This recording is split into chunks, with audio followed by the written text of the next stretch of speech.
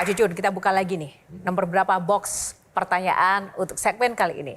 Nomor 4 ya. 4 ya. Nomor 4. Jemput bola. Tepuk tangan.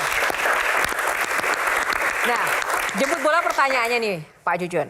Bapak selalu mengingatkan petugas jemaah haji untuk jemput bola saat melaksanakan tugasnya. Ya. Apakah karir yang saat ini dijalani juga berkat kegigihan Bapak untuk selalu jemput bola, Pak? Saya seperti itu. Jadi kalau kita nunggu karena punya satu prinsip, ya semua sudah diatur oleh Tuhan. Tetapi tetap kita punya diberikan daya ikhtiar. Harus berjalan, terus mengalir.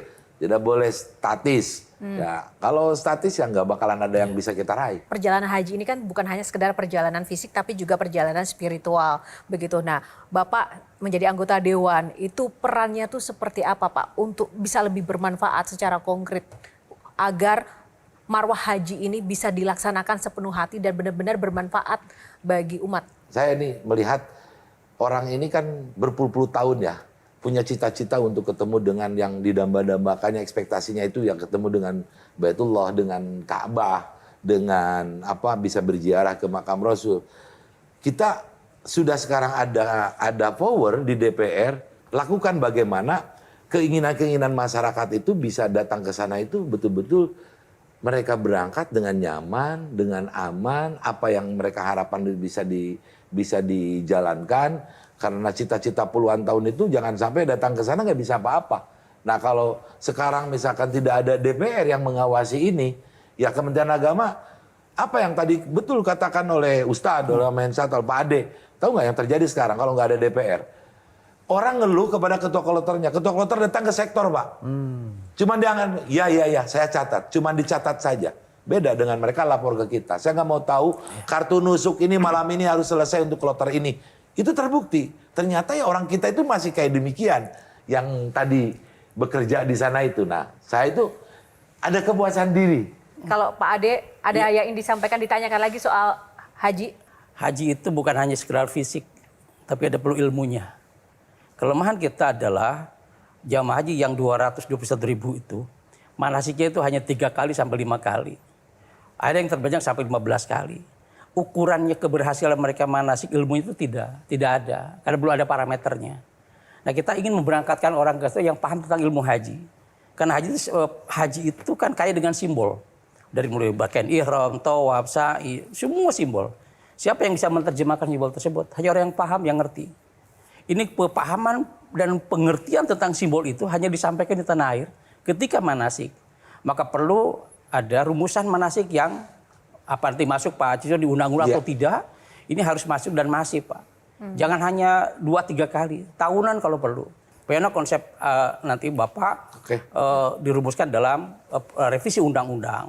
Dan juga komponen variabel haji +2 adalah transportasi udara hampir 32 juta. Sama akomodasi. 2 komponen ini diselesaikan, haji murah, Pak. Saya tambahkan. Oke, silakan. Saya tambahkan permasalahan manasik. Saya sepakat sekali karena saya juga membimbing. Jadi saya melihat sekali apa yang terjadi. Biasanya ya BPI travel dan lain-lain itu tidak mempersiapkan. Sampai satu hal yang akhirnya membuat seluruh dunia melihat, kok kalau jamaah Indonesia seperti ini sih? Kenapa coba? Tidak ada toilet training. Dia nggak tahu di pesawat harus seperti apa. Itu pesawat berantakan. Betul. Karena dia nggak tahu harus bagaimana ini ngeflashnya di mana dan lain-lain. Jadi nggak ada toilet training dan permasalahan apa? Jamaah Indonesia nyampah di situ. Waduh, nauzubillah min dzalik ya kan? Kenapa? Ini hal-hal yang sederhana ya, hal-hal yang kecil tapi jadi besar. Jadi kalau ada aspek digitalisasi sekarang ya, kita ketinggalan lagi. Apalagi itu. Oke, harus diberikan manasik digital kepada jamaah sebelum berangkat. Nah ini permasalahan yang harus diatur. Startup semuanya dipakai. Karena kalau di Arab Saudi sudah aplikasi era teknologi ya. Ini, pakai kalau nusuk. sudah paham digital, sebenarnya nggak problem nunggu kartu fisik kayak gitu. Udah bisa pakai karena dalam handphone. manasiknya diberikan, Pak Cucun. Nggak diberikan oleh ustadznya bagaimana penggunaan aplikasi ini. Ini saya kira kelemahan yang perlu kita segera bangun ke depan supaya manasik haji yang betul-betul berbasis digital. Betul, DPR saya kira kita minta untuk mendorong ya agar supaya dibuat aturan. Supaya nanti juga sampai ke travel. Tidak hanya kemudian memberangkatkan terus ya lepas tangan begitu saja, tetapi bertanggung jawab sampai hal yang detail. Gimana ini tajam Pak ini, Cucun mendengar banyak sekali catatan-catatan itu. Menarik ini, dua pakar haji ini. Jadi gini, ada plus minus. Ini problem. Ya.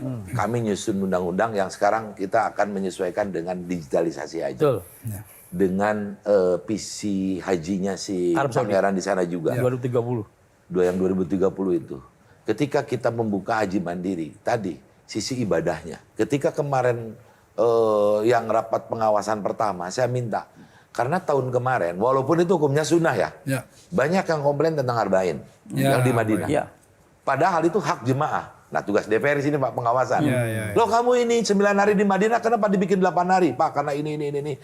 Tidak mau. Karena ada yang punya berkeyakinan Harus secara keabsahan mereka. Ini sunatnya tetap walaupun sunat ini adalah ada padilah yang harus saya kejar. Betul. Komplain kan 40 ya? mereka. Harus 40. Saya bayar kok. Gitu kan. Nah kita harus sampaikan dan kita tekan. Anda jangan kurang dari jumlah 40 kali sholat wajib yang di sini. Termasuk tadi betul. Penataan bagaimana memberangkatkan PPIH, petugas pembimbing ibadah haji yang di kloter tersebut.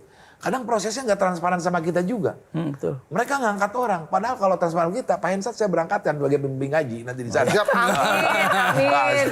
Amin. Karena yang transparan. Sekarang. Tepuk tangan untuk Isa dong. Biar Semangat nih. DPR nggak pernah dilibatkan. Oke. Tadi yang makanya kita menekankan, tolong yang berangkatan ini siapa? Siapapun petugas yang nasional yang kan satu pembimbing haji, satu ketua kloter, satu dokter, 2 perawat, sekarang 1 perawat nih. Ditambah yang dari daerah itu, semua harus TPHD-nya. tadi by konsep. Betul.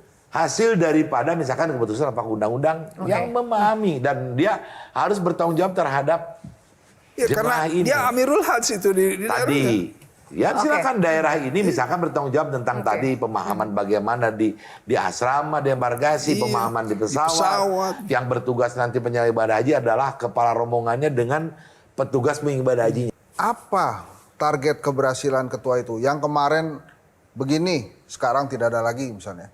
Yang kemarin salahnya begini, yang sekarang udah benar. Ini itu apa tuh kira-kira ketua?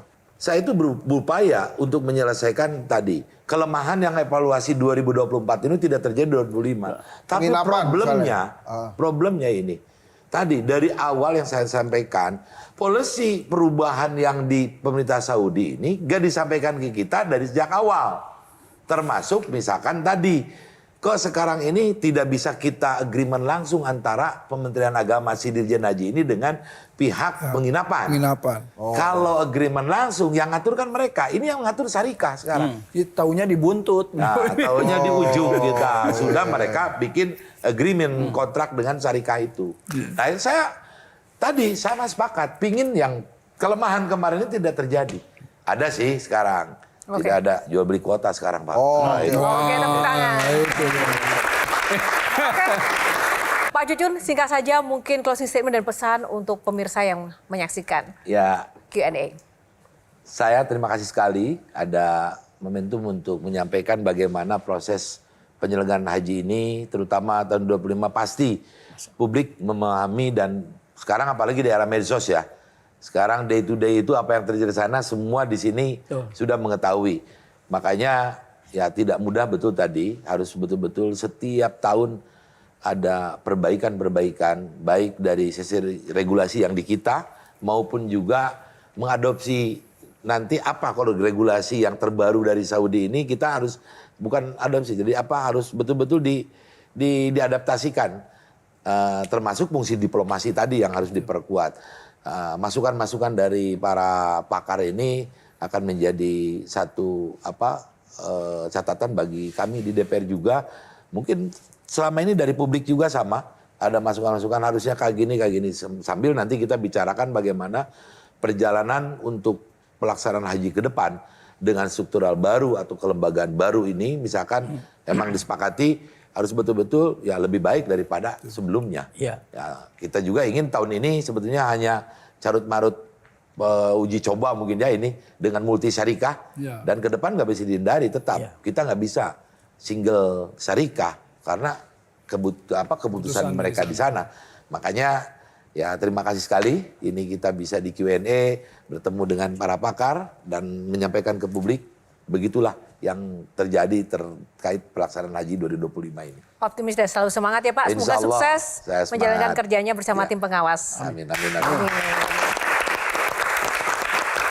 Baik, terima kasih Pak Cucun dan juga panelis Ustaz Erik, Pak Ade dan juga Bang Hensat, teman-teman. Semoga ini bisa menginspirasi dan tentu saja untuk Anda di rumah pemirsa yang sudah setia menyaksikan Q&A kali ini. Terima kasih untuk kesetiaannya. Tak lupa saya juga mengucapkan terima kasih untuk Sarung Gajah Duduk yang sudah menyediakan kostum yang saya kenakan pada malam hari ini. Sarung Gajah Duduk, legenda Nusantara yang ada tulisan Arabnya. Saya Yohana Margarita mewakili tim yang bertugas mengucapkan terima kasih atas kebersamaan Anda. Sampai jumpa di Q&A selanjutnya. Karena setiap pertanyaan selalu ada jawaban. Terima kasih. Terima kasih Pak. Terima kasih.